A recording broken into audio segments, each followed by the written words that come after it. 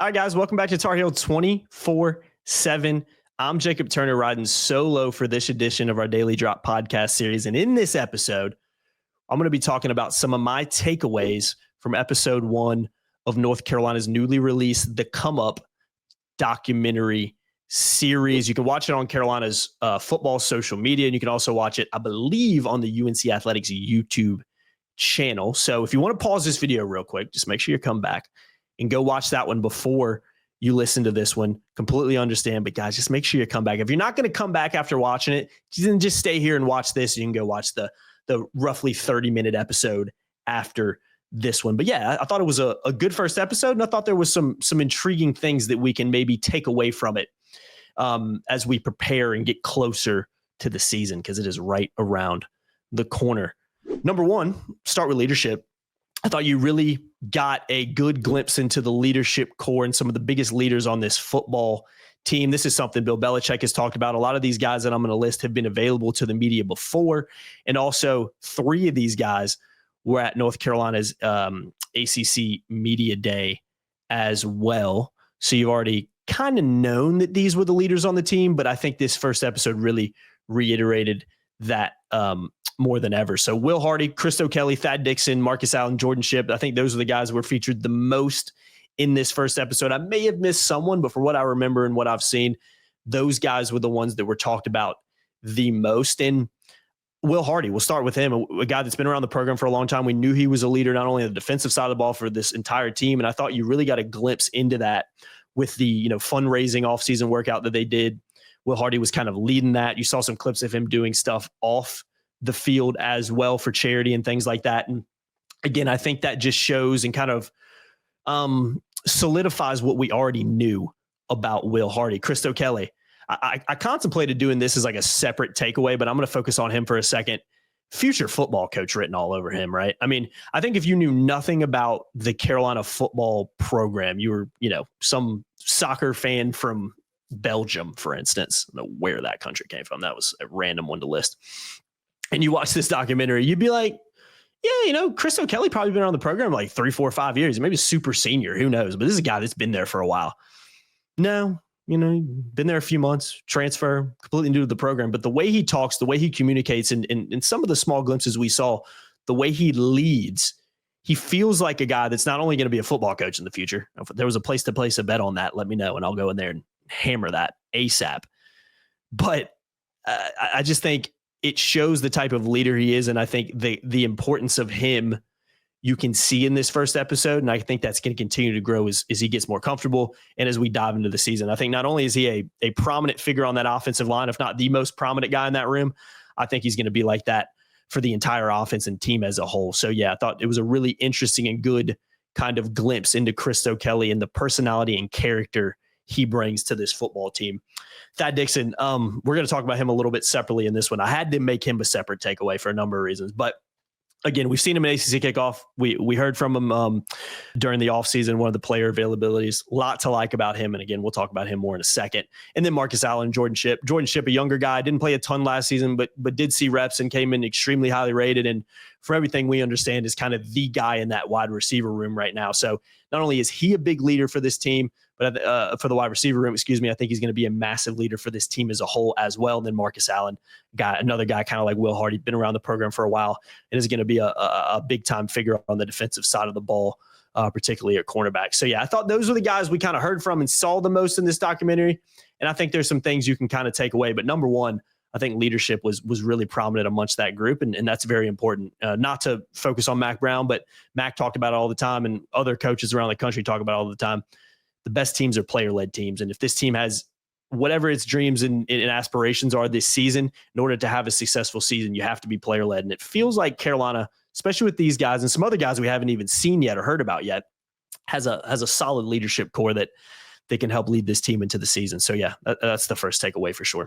All right, second thing, Thad Dixon's personality. I alluded to it a second ago, but man, I think I laughed out loud a few times in the episode, and it was all because of Thad Dixon. One of my favorite clips is when you get the kind of the view of them playing. I think it was a 3-point contest at the basketball court that Carolina has at the KFC, and he hits I guess what was the winner, and he starts celebrating. And he's like, I do this. And then it's funny because I don't remember exactly what it was, but during that segment, they're talking about, where do you get your personality from? Where does that come from kind of thing? And then it cuts to a couple of practice clips where he's like, cheering after one of his teammates intercepted a ball. And then he makes this awesome play in this 1v1 and slides in front of the wide receiver for this pick. And not only you're watching that, like, man, that's big time. Carolina needs that on the defensive side of the ball, but just the energy, just the excitement and the looseness he plays with. I know this is just practice, but I think you'll see this in the game as well. It's not a bad thing where he like goes into games too loose and he like doesn't take things seriously. No, he takes it very seriously. He's very, very talented, but he also has fun with it. And I think you need guys like that in your locker room. You need guys like that on your team, especially if they can back it up with skill and production on the field. So yeah, I think Thad Dixon is such an interesting character. I think he's going to be such an integral part of this team and more specifically of the defensive side of the ball. But yeah, I think one of the biggest takeaways from this was just letting his kind of personality shine more in this first episode. And we've seen it in the glimpses we've seen at ACC kickoff and at the press conference he had probably about a month or so ago. We knew he was a leader. We knew the personality. We knew he was a funny guy, but I really think it shines through in this first episode. So yeah, Thad Dixon is a funny dude. And again, I think he's a really talented football player as well. So yeah, personality really caught my eye on this one. All right, third thing. And let me preface this one by saying this first. This is the episode in the series that is coming out and produced by UNC, football program and creative team, whoever's behind it. So it's coming out up from the university. It's not like this is a hard knock style documentary that's coming out through a separate network or a streaming service like a Hulu or something like that, where you kind of have a little bit more creative freedom to maybe show some of the not so good things, some of the I'm not going to say negative, but less positive things that are a part of any football program across any level. You're always going to get a little bit of a, for lack of a word, propaganda element with it, where it's all going to be positive, all going to be good. Maybe that changes in these other episodes. I don't imagine it will, but I don't know for a fact. But I have to preface this third thing with that first, because from this first episode, I think I kind of walked away saying, man, it feels like the vibe and chemistry around the team and the program right now is a positive one. It feels like a good locker room from this first episode. And I know I hope I'm not reading too much into that, but from some of the clips we saw of practice and more importantly, off the field stuff, guys joking around. You had the action station, the food guys who, by the way, I want to hit that station up ASAP. They need to get those guys at somewhere in Kenan Stadium, although I guess they'd be too busy cooking for the football team after to do that. But if they can, make that happen, because I want to try some of that food. It looks fantastic. But just some of those interactions you saw off the field, even like I was talking about with the basketball competition they were playing when they were shooting around, it feels like there's a feel-good factor in this locker room. It feels like these guys get along, and I think that's important when you consider just the newness of this all. You have so many new players that have come into the program that haven't been there very long. Oh, not to mention a completely new staff, a completely revamped football program that you want to see this stuff. It doesn't feel like there's a lot of awkwardness between the guys. And again, not that the documentary in this episode was going to show that necessarily, but from what we saw, I kind of walked away saying, you know what, I can't read too much into this, but I'm leaning towards this being, at least right now, a team and a locker room that has some good chemistry and has a good vibe around it. But it is preseason. It is still early. This team has not really had to deal with any real adversity yet. They haven't got behind in a football game. They haven't lost a game yet. They haven't had guys go down with injury in a game yet. With this, that's when you really learn about what your guys in the locker room are made of, and as a whole, what your team is really made of. You're not going to learn that until adversity really strikes in the season. Everybody's great in preseason. Every team across the country believes that they can go win and, a conference title or go win 10 games. Everybody feels good right now, whether they actually believe it or not. Everybody projects that right now. But we'll learn more once we get into the season. But I still think it's something you can take away from this and at least say, okay, that's how I feel about it right now, but let's see how that maybe looks in a couple months as we dive deeper into the season. So yeah, something to take away. Let me know if you guys agree with that in the comments. Did you get that? Did you kind of take that away from the first episode? I'm curious to see what people think about that one. All right, fourth thing. Bill Belichick and his quote on the most important thing we do is practice. And guess what, guys? He's absolutely right. I think in a way it's kind of a throwaway line. It's kind of I don't want to say coach speak, but it kind of comes off like that. We've heard coaches say that before. The most important thing we do is practice. But I think in football, particularly in college football, he's absolutely right. And why I think that is, think about it like this. It's 365 days in a year. Most college football teams around the country, unless you're a CFP team, are going to play 12 or 13 games and they go to a bowl game. Some will play more, but most are going to play 12 or 13 in a 365-day span. That is the only, you get that finite amount of games. So it's not a lot when you think and compare it to like Carolina basketball, for instance, where you're playing 30 plus games a season. If you're really good, you're playing even more than that. So think about the sheer amount of practices that this team goes through and every team across the country goes through compared to the actual real life game reps they get. So when Bill Belichick says, hey guys, the most important thing we do is practice, I think he's absolutely right. And it kind of comes off as a no-brainer. I think some people are probably sitting here watching this like, yeah, no duh. Like, of course it is. But I think, he's right.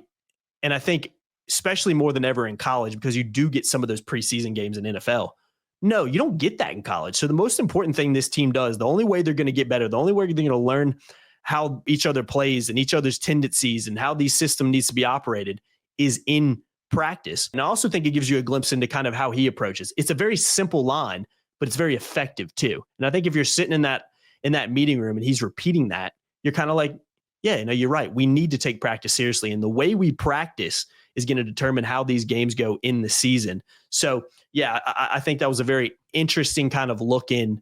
Among other things, there was a clip at the end where you could hear Bill Belichick kind of addressing the team at the end of a practice. Thought there was some interesting things in there. But this wasn't a episode that featured a ton about Bill Belichick. It was more so focused on the players, and in particular the guys I listed earlier on. But I thought that was an interesting little insight into how a Hall of Famer like him, one of the most successful, not the most successful football coach of all time, operates and approaches the game. And yeah, simple but very, very effective way to look at it, in my opinion. So yeah, I thought that was an interesting takeaway as well. All right, the last thing. This isn't really a takeaway, but I thought I would bring it up because I think it is important. Carolina fans in particular, you haven't got a lot of access to this team. This is a completely, like I've said, revamped program, completely new staff, and in particular, just a completely new set of players that have come into this program that you haven't really had a chance to really get to know or interact with yet, unless you were at the open practice Carolina had back in the spring, where you're able to kind of get some autographs and maybe interact with some of the guys afterwards and at least see them in person for the first time.